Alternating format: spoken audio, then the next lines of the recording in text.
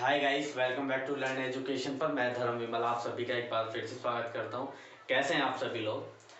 आशा करता हूं अच्छे होंगे। आज की अपनी इस वीडियो में हम बात करेंगे इंद्रियों के बारे में, यानी मानव सेंसेस के बारे में कि कितनी हमारी इंद्रियां होती हैं, वो क्या क्या काम करती हैं। सबसे पहले बात कर लेते हैं इस वीक की कुछ अपडेट के बारे में जो कि टैट से संबंधित हैं। यूपी टैट की जो परीक्षा है उसके जो फॉर्म फिल कर सकते हैं आप दिसंबर के लास्ट वीक से, और उसका एग्ज़ाम आपका होगा फरवरी में।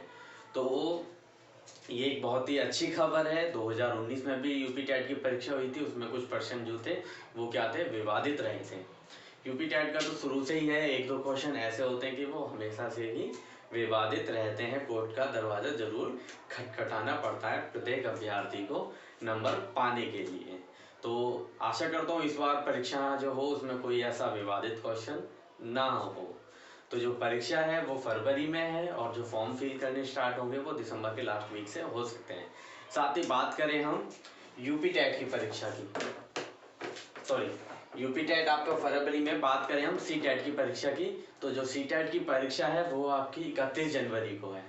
तो आपको जो तैयारी करनी है आपके लिए अच्छा है। जो सी टैट की तैयारी कर रहे हैं वो बाद में यूपी टैट की परीक्षा भी साथ में ही दे सकते हैं। सिलेबस सेम है, कुछ चीज़ें थोड़ा अलग हैं, यूपी की किताबों से अलग है और दिल्ली की जो एनसीईआरटी की किताब है वो अलग है। यूपी में एससीईआरटी चलता है और दिल्ली में एनसीईआरटी चलता है। तो ईवीएस थोड़ा अलग आता है, मैथ थोड़ा अलग आता है, बाकी चाइल्ड डेवलपमेंट सेक्शन सेम आता है। इंग्लिश हिंदी ग्रामर कहीं ना कहीं मिलती जुलती है। तो एक ही तैयारी में आप दोनों परीक्षा कवर कर सकते हैं।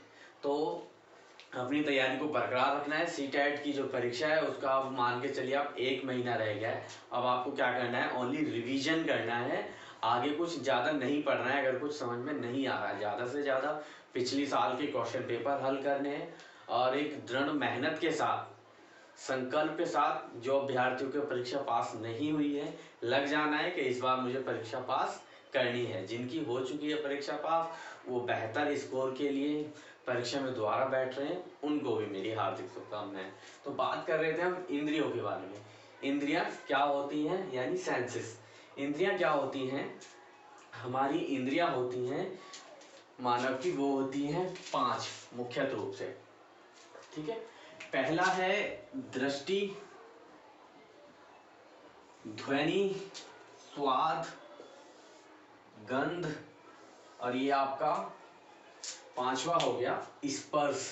ये 5 जो है हमारी इंद्रियां हैं, इन्हें ही हम ज्ञानेंद्रियां भी कह सकते हैं। इनसे हम क्या कहते हैं, सीखते हैं। दृष्टि का क्या काम होता है? दृष्टि यानी हमारी आंख से हम देखते हैं, ये हमारी पहली ज्ञान इंद्रिया हो गई। इसके बाद है ध्वनि।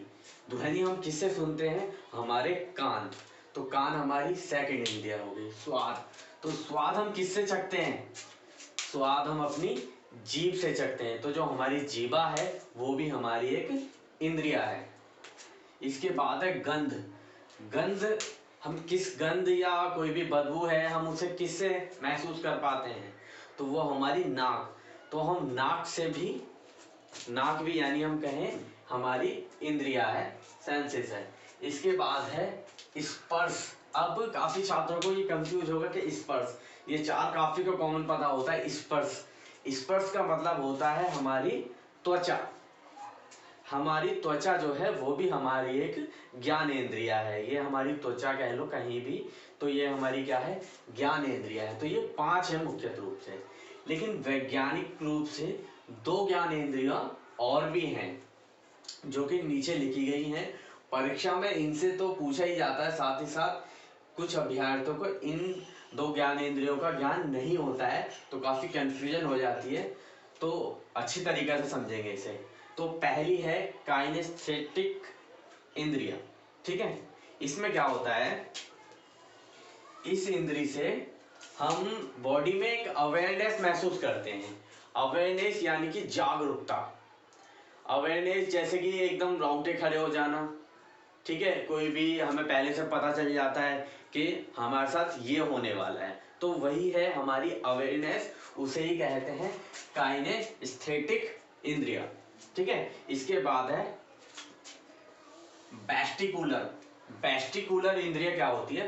वेस्टिकुलर इंद्रिय का काम क्या होता है? वेस्टिकुलर इंद्रिय गुरुत्वाकर्षण,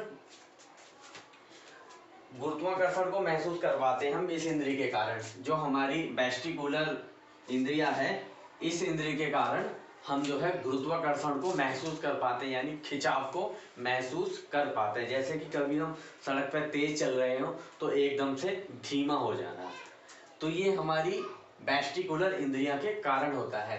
पहली 5 थी आंख, ध्वनि, किससे सुनते हैं हम? कान से। स्वाद चखते हैं जीवा, आपकी जीभ हो गई। गंध आपकी हो गई नाक, और स्पर्श आपकी त्वचा। तो 5 हो गई और 2 नीचे हो गई, काइनेस्थेटिक और वेस्टिकुलर। वेस्टिकुलर का काम है गुरुत्वाकर्षण को महसूस कर पाना, और काइनेस्थेटिक जो ज्ञानेंद्रिय है उसके कारण हम क्या कर पाते हैं? एक जागरूक और अवेयरनेस। तो ये हमारी 7 ज्ञानेंद्रियां हैं जिनसे हम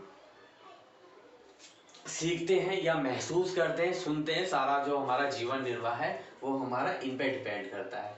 कभी कभी देखा होगा सिक्स सेंस, सिक्स सेंस यानी क्या होती है? हमारी इन 2 इंद्रियों की बात की जाती है, काइनेस्थेटिक इंद्रिया की।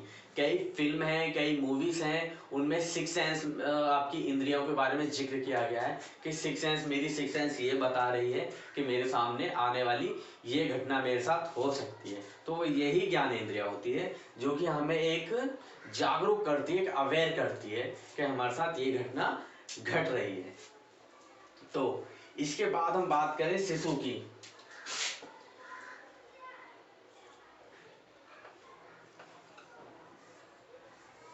बालक में 8 से 10 दिन बाद ही जो बच्चा है सुई चुभने की जो दर्द, जो पीड़ा होती है उसे महसूस कर सकता है। बच्चे में इस इंद्री का शुरुआत हो जाती है 8 से 10 दिन में। अगर बच्चों को आप सुई लगाओगे तो वो रोने लग जाता है, यानी त्वचा जो स्पर्श है उसे क्या करने लग जाता है? महसूस करने लग जाता है 8-10 दिन बाद जन्म के।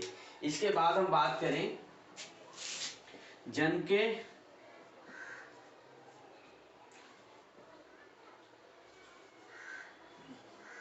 के 3 से 4 माह, ठीक है। जन्म से 3 से 4 माह में क्या होता है? जो बच्चा होता है वो आपका देख सकता है, ध्वनि भी सुन सकता है, और आपकी गंध को भी और स्पर्श को भी, यानी ये 5 जो ज्ञानेंद्रियां हैं बच्चे में 3 से 4 माह के अंदर आ जाती हैं। एक स्वस्थ बच्चे में ये 5 महत्वपूर्ण ज्ञानेंद्रियां हैं वो आ जाती हैं 3 से 4 माह के बच्चे में।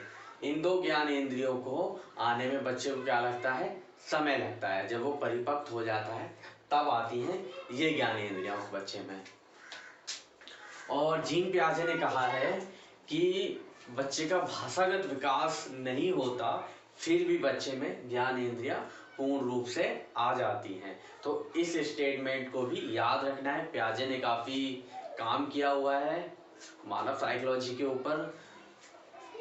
तो आई होप आज का टॉपिक आपका क्लियर हुआ होगा, और इसी तरह की वीडियो देखने के लिए आप मेरे चैनल से लगातार जुड़े रहें और लाइक और सब्सक्राइब करना ना भूलें, ताकि मेरी न्यू लेटेस्ट वीडियो का अपडेट आपको समय से पहले मिल सके।